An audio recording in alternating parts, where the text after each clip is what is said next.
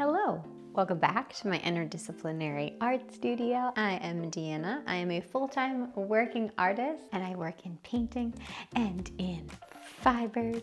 As someone who's taught painting for several years, I am often asked how to get started with a painting. I figured this would be a great opportunity to share how I set myself up for success from my palette, choosing my colors, and getting the first layer down. Now this is only the first couple of layers, so this has a very far way to go, but I will show you how I got to this point. Let's go back to the day that I started this project.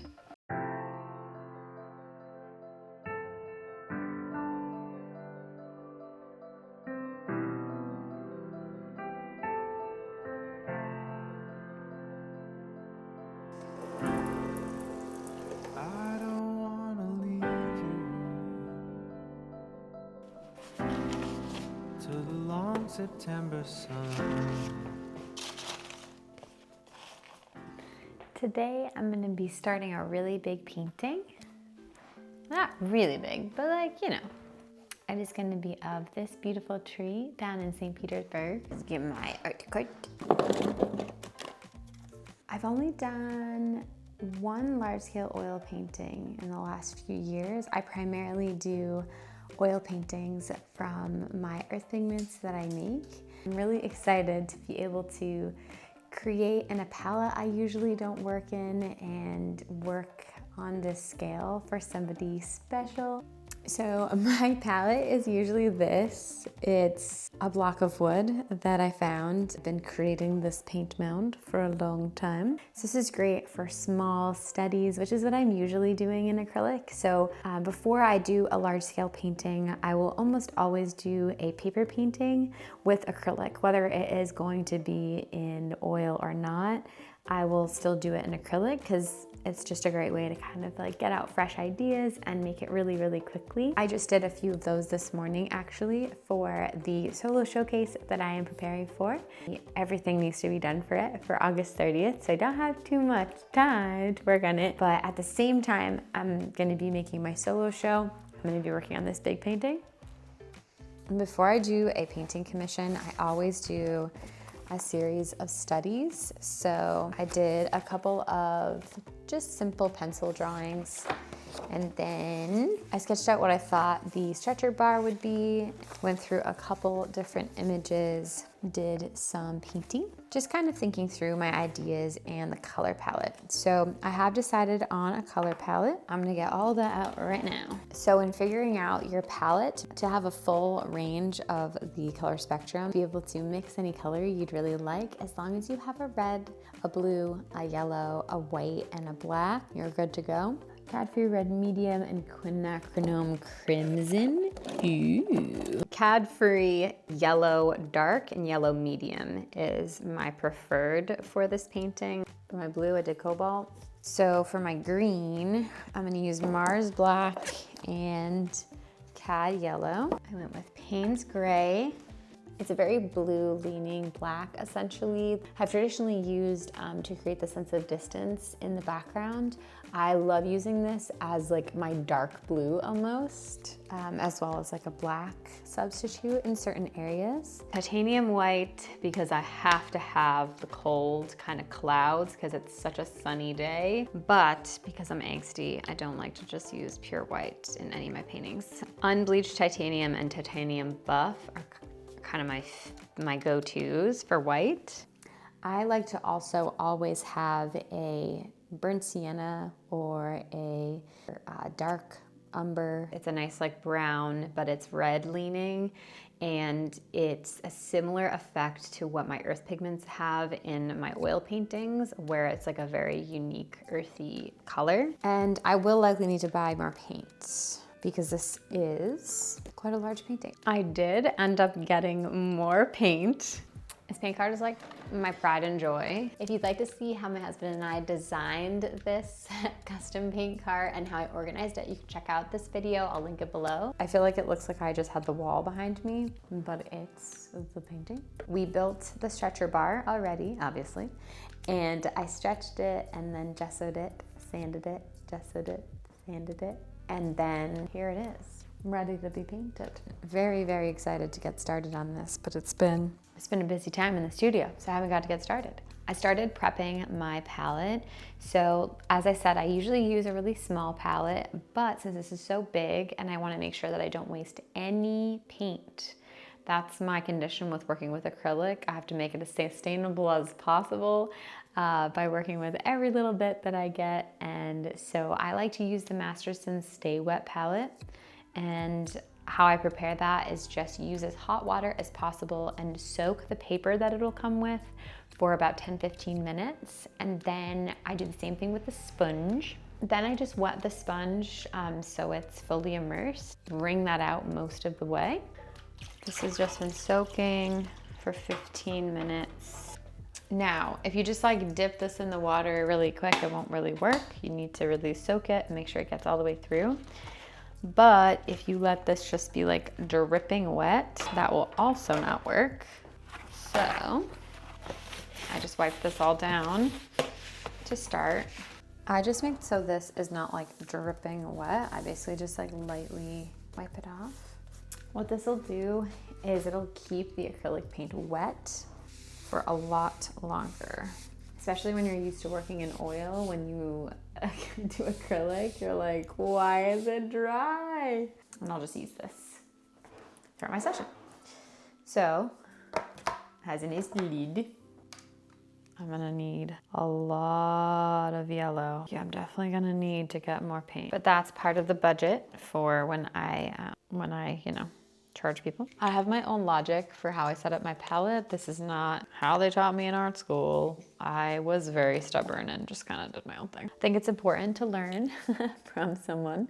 And if they show you a certain way, that's great. But you have the power to do it however you are excited once you're on your own. Okay, then we've got cobalt blue. So for me, by putting the blue next to the Payne's gray, I'll be able to tell what that's Payne gray in my mind, because I'll be like, ooh, it's next to the blue. I'm not even gonna put the alizarin crimson or the quinacridone crimson on there yet, because I'm very far away from doing any of that. The bigger the painting, the bigger the brush. Don't be afraid to use big brushes. I call him Gimli, because he's short and stocky. He's my little guy. Oh, I also have Legolas. They are friends. Gimli and Legolas on another adventure together. I also have a smaller brush. It's about 1 inch. This is actually new. I've used this brand before. It's just a Liquitex Freestyle. For the drawing portion at the beginning, I want a really rigid, you can test your bristles by just going like this, and if it's keeping its shape, whereas like this keeps its shape, but it's like it's bending, whereas I don't really have those type of brushes because I hate them, but brushes that when you do that, they splay at like this part, like I don't like that personally. I want to be able to be like direct. So it's time to paint this painting. I'm gonna mix a green. It's a great starting color. You can mix in a lot of different ways. You can mix using a palette knife or just your brush. If you are afraid of getting your bristles really dirty, then use, image is always just a jumping off point, but it is really helpful to start. Ground yourself in the image. Always add dark into light. It's a lot easier to make yellow dark than black light. I'm trying to make a rich dark green that is going to be a beautiful ground to start my piece. So rather than going blue and yellow, which creates something very saturated that I am not interested in, I like to use black mixed with yellow because it creates a very rich dark green that I think is beautiful. So this is pretty basic. This is a pretty basic dark green. So we're gonna grab some Payne's gray, and that's gonna be almost our dark blue.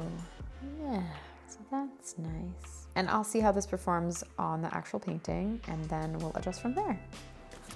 It's a little low.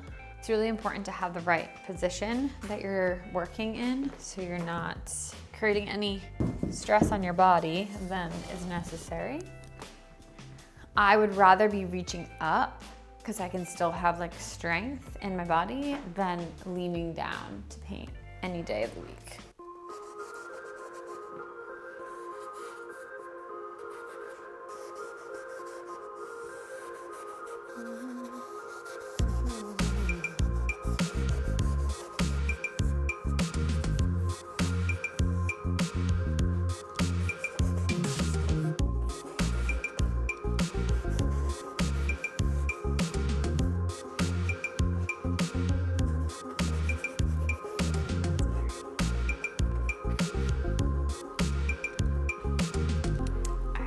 Time lapse for a little bit. So there's a lot of ways to go about the beginning of a painting.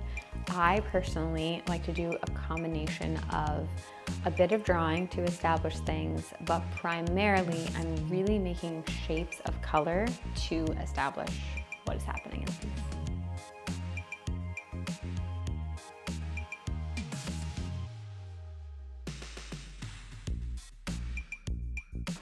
We're just getting the general gist of things going.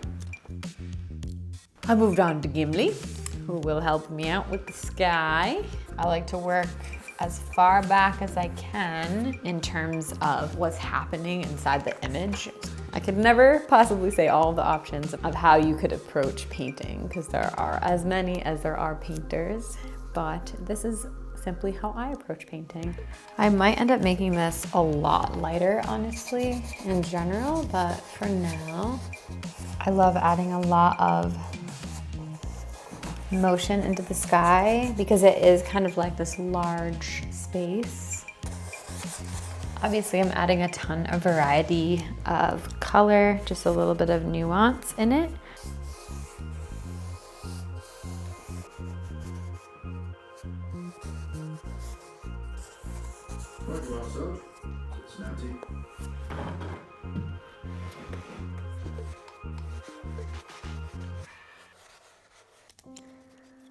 And it kind of pushes it. Oh. Excuse me, sir.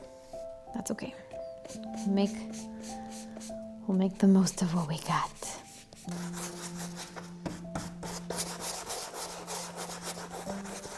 I always paint the sides. Do it as you go. Don't wait till the end because then you're gonna have to remix every color. And not only that, but convey the same energy you did, like mark making wise.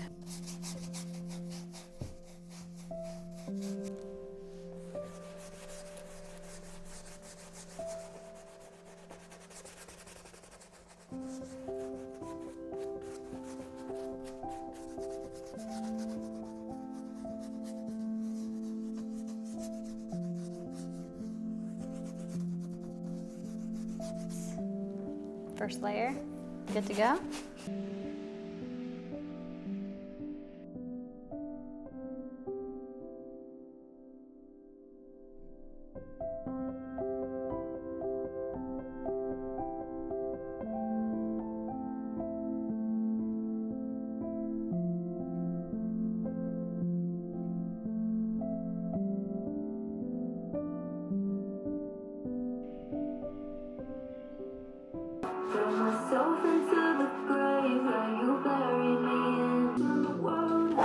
Oh, okay.